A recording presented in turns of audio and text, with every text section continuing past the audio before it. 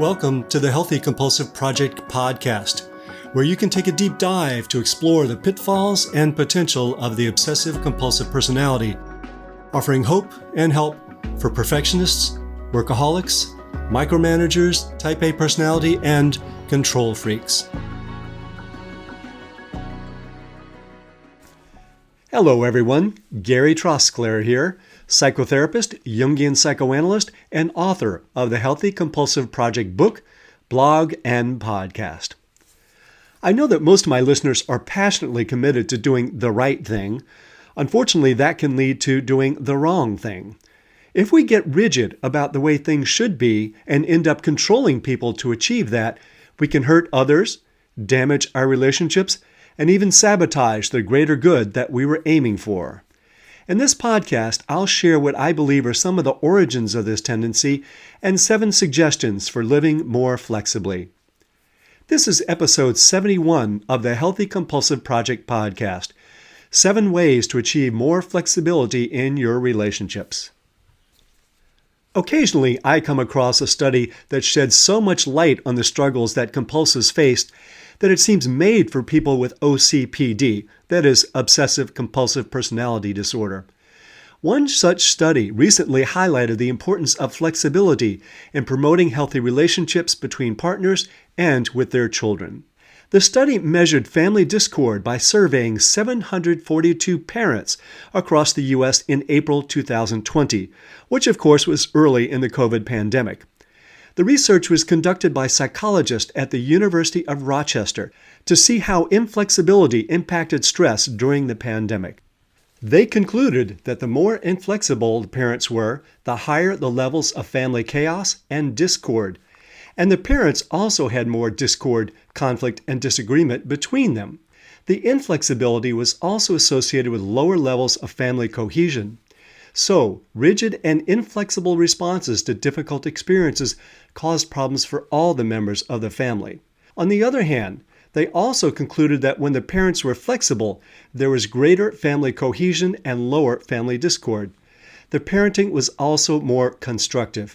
And here I quote, "Flexibility seemed to promote kinder and more compassionate and supportive interactions at all levels of family functioning."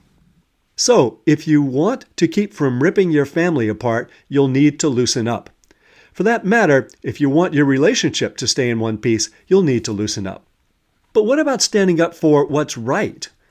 This isn't so simple for people with compulsive tendencies, and this includes people with OCPD, obsessives, and perfectionists as well, but for short, I refer to compulsives. To compulsives, being correct is a greater virtue than flexibility. We aren't adamant about something just to be rigid, but because it seems like the right thing to do, the conscientious thing to do. Compulsives often feel responsible for making sure that things don't go wrong. We're naturally more meticulous, future-oriented, and risk-averse. And all of those tendencies serve a very important function in relationships. But we need to be smart about how we use these tendencies. Without flexibility, they may hurt more than help. Before we go on, a caveat. No one should tolerate abuse. If you are being hurt, you should not be flexible about that. In this piece, I'm addressing the compulsive folks who usually find it hard to be flexible, especially the leader-teacher type. First, a personal example. When I was first training as a psychoanalyst, my supervisor told me that I should never allow clients to reschedule sessions, and that they should always be billed for their regular session time, even if they didn't attend. Even though it didn't seem completely right to me, I wasn't going to let my weakness get in the way of doing the quote right thing, or of being the most helpful analyst I could possibly be, even if that meant being rigid. There are good reasons to have a policy like the one my supervisor insisted on, but there are better reasons to be more accommodating at times. Thankfully, my clients indirectly educated me, and I developed a more reasonable, more flexible policy that I felt addressed the concerns of my supervisor. But at first, taking a strong stand on it seemed like the, quote, right thing to do to help my clients. In the long run, I had to decide what was most important and most effective in helping them. This conflict between flexibility and doing the right thing is one reason that I often harp on the importance of being clear about what's most important. In order to override the less healthy aspects of a compulsive personality, we need to recall what our values are. For instance, telling a child that they should eat well, study hard, and practice the bassoon 5 hours a day is important. But conveying that they are loved unconditionally is more important and will serve them well their entire lives. This doesn't mean anything goes, but it does mean that while it might seem like being inflexible is the right thing for you to do for your child, other values may need to override the right thing. Similarly, maintaining a good relationship with your partner requires more flexibility than it does standing up for what's, quote, right.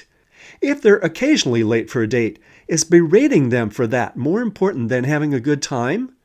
Is making sure that your partner is impeccably dressed more important than them feeling relaxed and loved? Is maintaining a strict budget more important than having peace in your home? In the written blog, you would have noticed that I've put right in quotation marks about 10 times so far. And you're probably either getting annoyed or getting the point. Right is a relative thing.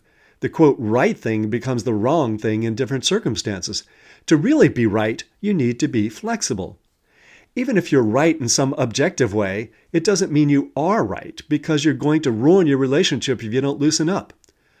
Another one of my supervisors, a much more flexible one, illustrated the dire results of a rigid approach. And here I'm quoting him, "The operation was a success, even though the patient died." Doing the right thing in one circumstance can lead to disaster in another. Let's imagine Ralph and Rolanda. Ralph knows for sure that Costco has the best prices on frozen lasagna. He and Rolanda are on a budget, so of course it makes sense to him for her to make the trip to Costco to get the cheaper lasagna. Rolanda didn't do that, though. She went to the closest grocery store and paid $3 more so she'd have more time at home with the family. But she had already made 4 other even more expensive purchases this month. Ralph was right. She spent money more than she needed to. But Ralph wasn't being very flexible, and the emotional price the entire family paid when the screaming started was far greater than the total $92.37 that he criticized her for. Still, I hear the Ralphs of the world say, "What are you supposed to do, go into debt?" Well, maybe not. There are worse things than debt, like divorce attorneys, and divorce attorney bills, not to mention medical problems such as Alzheimer's made worse by stress.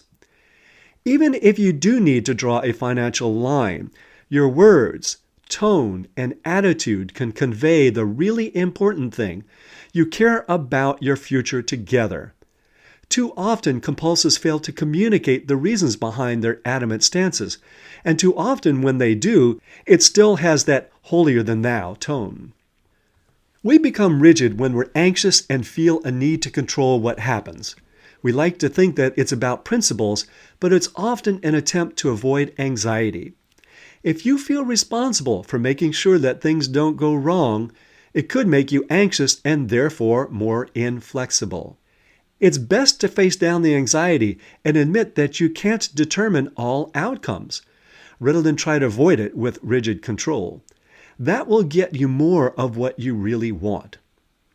So here are 7 things to keep in mind if you want to be more flexible in your relationship, and if peace in your home is important to you. 1. Remain curious about your partner's experience and thoughts. Just pause. You don't have to agree or disagree right away. Give yourself points every time you stop and listen to your partner's point of view. 2.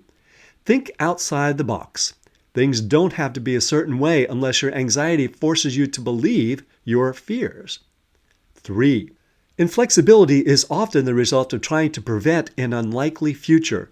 When we believe that it's important to prevent something from happening, we become trapped in rigidity. It's not worth the energy. 4. Accept what's out of your control. Perseverance is not always a virtue. 5. Choose your battles. Let them have what's most important to them at least half the time. 6.